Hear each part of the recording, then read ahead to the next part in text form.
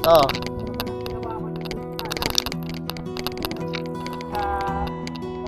Oo. Oo. Ah, pwede. Pwede tayo magdaan dun ah. Pwede pala tayong mag-ano dun. Ang tibay mo, wala kang dalang sasakyan. Hindi, pag halimbawa ang kinapos ka, may sasakyan naman ako eh. May dala naman ako sasakyan. Layo pa nun, wala sa bahay. 15 minutes, kaya ba yon? May daan na ba doon? Wala ba? Pero pwede kang parang ganyan, pwede kang gumilid. Parang ginagawa ko sa Olea.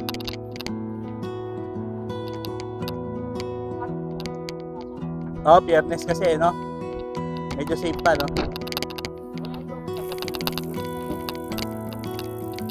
High traffic. Ayan na, dos na agad, oh. Kita mo? Dos na agad dito. Oh. Oh, baka sa ano ka baka sa ano ka na, ay, ano gamit mo? Yung, oh? Hindi, baliktad. Dito, doon ang 14 sa gitna. Oh, doon ang ano, yung pinakadulo ng 18. 18, may makikita kang 18, 19, 20 yata yung doon sa taas eh. Pero ngayon parang wala kasi di ba ginagawa? Basta tingnan mo, anuhin natin. Andahin natin.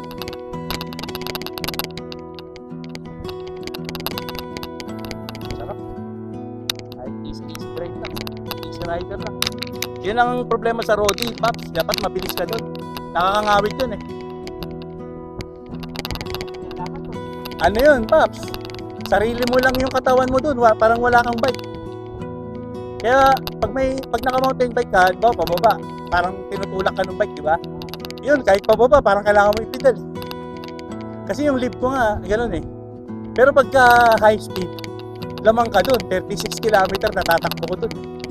36, 37, doon sa may ano, sa airport. Napapadyak ko ng gano'ng kabilis eh. Pero ito, na-try ko na rin to. Pag mga 30, 32, nanginginig na. Nasa 2.25. Oo. Pinataak ko sa bike ako ng mountain bike ako. 1.5 lang ang gamit ko. Oh, mataba nga yan. Oh, dati kasi maninipis lang eh. Nipis? Naka-dual shock ka. Nakanipis. Malaki yung tinidor tignan. Hindi, bili ka ng fork na manipis. Magiging ano ka, nagtatransform yung bike mo. Gagawin mong road bike pag gano'n. Ang kalagandahan yan, magaan yan. Kaya pwede mo talagang palitan. Kasi pag mga yung ibang kasi pulsos yan, di ba? Yung ibang pulsos, yung kanina yung mga pulsos lang, bibigat nun. 17 kilo yun. Baka wala pang 15 kilo yan. Ay.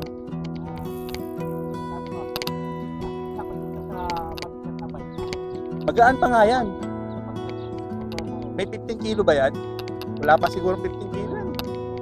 Wala pa yan kasi ano yan eh. Carbon eh. Yung palang carbon, papi, nare-repair na pala ngayon. Pwede na pala siyang i-repair. Mas madali pala siyang i-repair kaysa sa mga yung mga bakal. Kasi yung carbon, hindi mo na siya welding.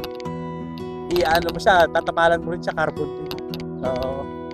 Tatahiin mo siya sa kumbaga, kakaskasin mo, naman nabasag.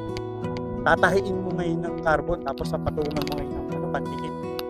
So medyo rin pala, okay din pala yung carbon. Nare-repair din, akala ko hindi. Ang problema lang sa carbon, pag mga 10 years old, parang papahilamusan mo ulit para titibay siya ulit. Papatungan mo ulit, magpapaano ka. Pero magpapaano ka para refurbish. Tapos lalagyan ng pandikit. Yun ang kinagandaan sa carbon, mas madali yata ganyan. Kasi pag mga bakal, pinakalawang. Ang pinaka-the best talaga, Paps, titanium talaga. Kaso ang mahal eh. Balik na sila. Hanggang dito lang sila.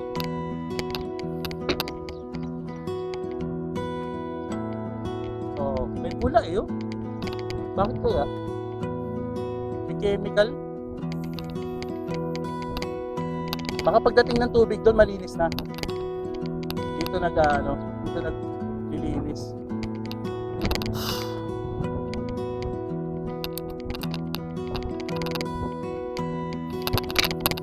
Grabe, sakit na yung taas ko, Paps. Oh. Pag hindi ko kasi tinaas, pupulikahatin ako eh. Ayan, oh. Sobrang taas ng upuan ko. Pag binaba ko kasi, nararamdaman ko kumakalabit yung sa hita.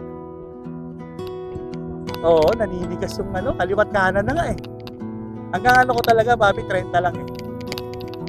Maximum ko ngayon, 30 lang eh. Pero dati, 15 lang eh. Dumoble na siya kung tutuusin. Tumaas na rin kung tutuusin. Sarap yung pagkakaunat, oh. Kaya ako bumili ng dropper. Kasi dati hindi ako makatagal. Lugi ako, hindi ko maiunat yung lagi ako nakatayo. Ang hirap, at least. Lagi nakatayo, ang sakit sa hita. Oo, tapos yung kaliwa mo pupulikatin, mamaya kanan naman, papalitan.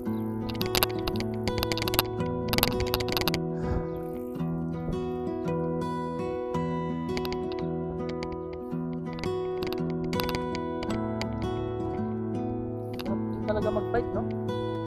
Ba talaga pagramdam? Tanggal talaga. Sabi sila, mayroon pa silang motor, no?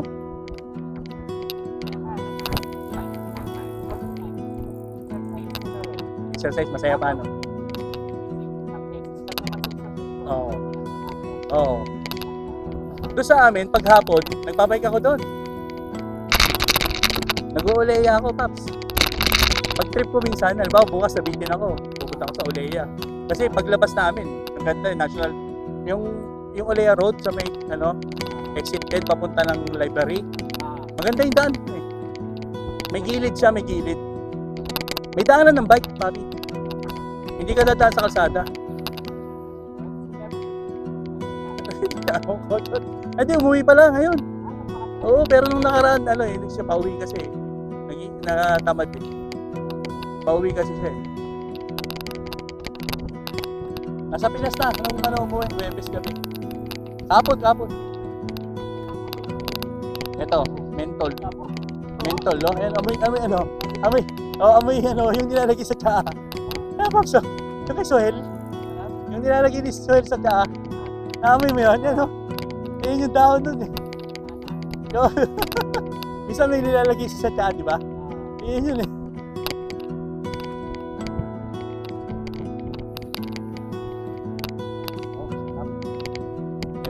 Na tayo, malapit na to. Wala na isang oras to, Paps, tapos na to. Ito yung nag-i-enjoy ka na lang sa oras. Ang lupit ng e-bike ko.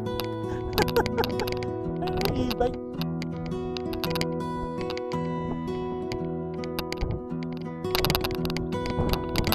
Ito, Paps, susunod ko gagawin, alam mo kung ano? Papalitan ko yung manibela dito. Alam mo yung nakataas ng 90mm. Bibili ako noon. Para mukhang Harley. Diba yan sa'yo, naka 10mm yan eh.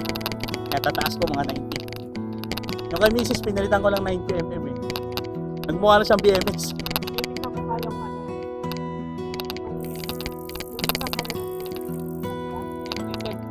Integrated. Papanghataw yun eh. Gagaan yan. Kaso nakayuko yun, Paps. Magiging ka na, XC, yung mga mahataw. Magiging racer ka na. Pina-assemble mo? Oo. System na carbon. Mahal yun. Kasama tinidor to. Kasama yung yung atol dito. Yung sa gitna. Ito. Tama to, buto eh. Tapos yung wire niya nasa loob. Hindi pa yung mountain stick pattern. Hindi pa po yung internal.